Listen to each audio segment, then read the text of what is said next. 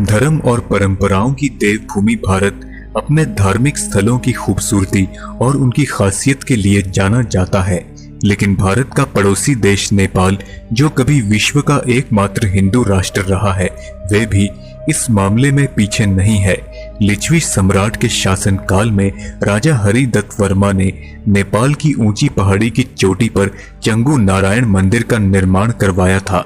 चंगू नाम के गांव में स्थित यह मंदिर 325 ईस्वी में बनाया गया था, जो चंपक के पेड़ों के घने जंगल से घिरा हुआ है।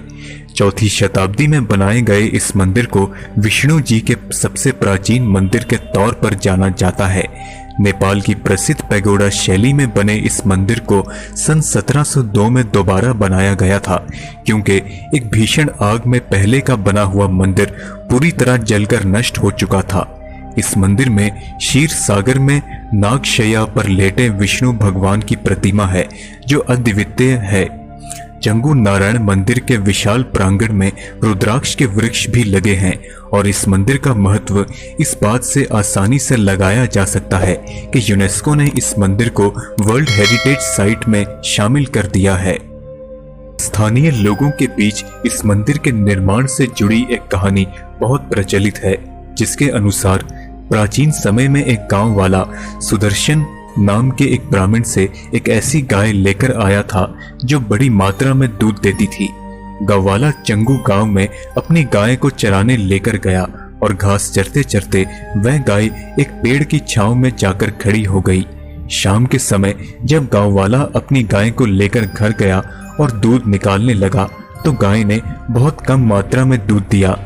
बहुत दिनों तक ऐसा ही चलता रहा, जिस कारण वह गांववाला बहुत परेशान रहने लगा। एक दिन वह उस ब्राह्मण के पास गया और उसे सारी बात बताई। गांववाला और ब्राह्मण गाय को लेकर उसी जंगल में गए और छुपकर वहां ये देखने लगे कि जब वह गाय उस पेड़ के नीचे आराम करती है, तब वास्तव में होता क्या है।